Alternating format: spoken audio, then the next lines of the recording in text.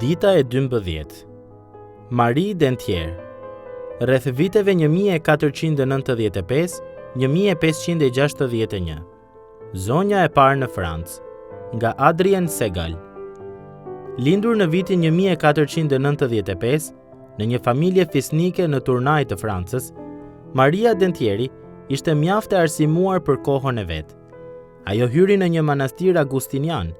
Ky ishte edhe urdhri murgjëror i Luterit, dhe ka të ngjarë që shërbeu si kryemurgesha e tij në fillim të viteve 1520. Entuziazmuar për zbulimeve revolucionare teologjike të Martin Luterit, Maria u largua nga manastiri në vitin 1525 dhe u zhvendos në Strasburg për t'u bashkuar zyrtarisht lëvizjes së vrullshme të reformimit. Po atë vit, ajo bëri edhe një lëvizje të dytë radikale, kur u martua me një ish prift katolik që quhej Simon Robert.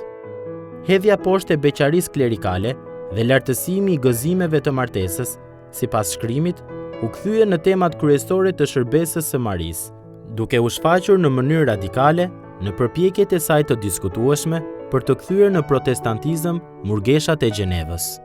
Një reformator shkruan që Maria dhe Simon Roberti ishin çifti i parë francez që pranoi një detyrë pastorale në kishën e reformuar.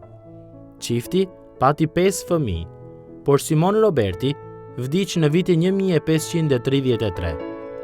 Në vitin 1535, Maria që martuar me Antoine Fromentin, një pastor tjetër i reformuar, dhe në këtë kohë familja u zhvendos në Gjenevë. Drejt për drejt nga Gjeneva.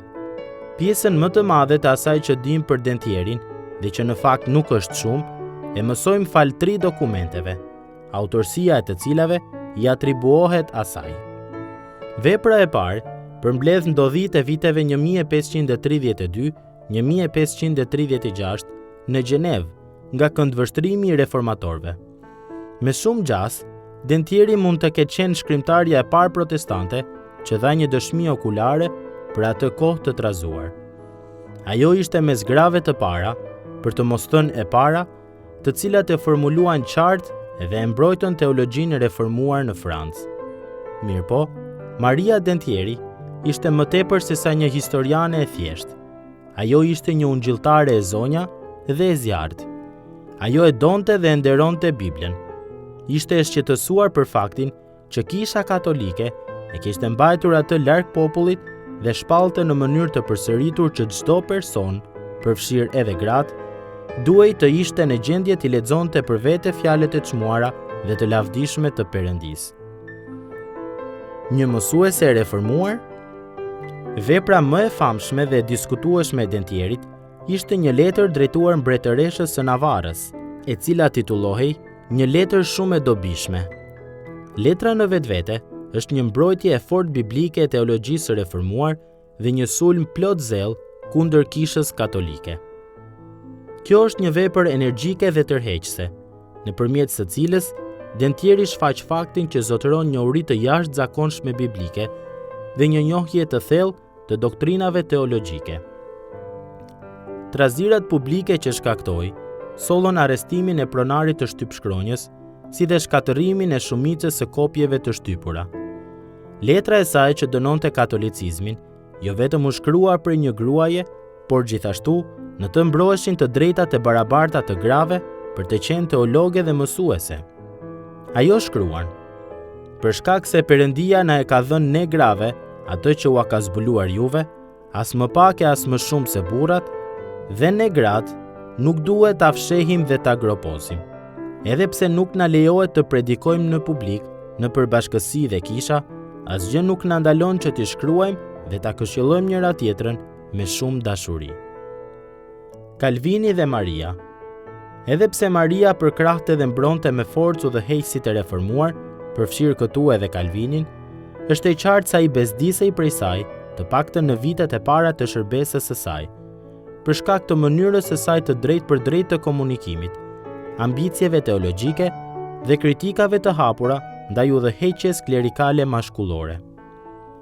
Megjithatë, në 1561, viti kur Maria vdiq, tensionet mes të dyve ishin zbutur. Respekti dhe vlerësimi i Calvinit për Marin ishin rritur dukshëm.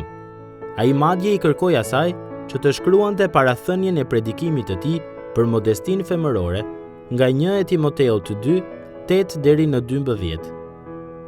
Ndoshta, dikush mund të thotë në mënyrë ironike që Calvini i kërkoi asaj të jepte mësim rreth një pjese biblike që në mënyrë të qartë e ndalonte atë ta bënte këtë gjë. Një grua mbi mur. Për Maria Dentierin, lajmi i mahnitshëm i hirit shpëtues dhe mesazhi i fortë i barazisë përpara Perëndis ishin të vërteta që ishin shtypur prej kishës katolike dhe duhej që të shpalleshin nga maja e çative, prej kujdo që i dallonte ato në fjalën e Perëndis. Nuk ka dyshim që asaj mungonin ato cilësi, të cilat në atë kohë konsideroheshin si modestia dhe përullësia e dur femërore. Por, për shkak se pasioni i saj ishte ndezur prej faqeve të shkrimit, shkrimet e saj trazuan dhe ndryshuan zemrat jo vetëm në kohën e saj, por edhe në kohën tonë. Në vitin 2002, Maria Dentieri u bë gruaja e vetme, emri i së cilës u gdhend në të famshmin mur të reformatorëve në Gjenevë.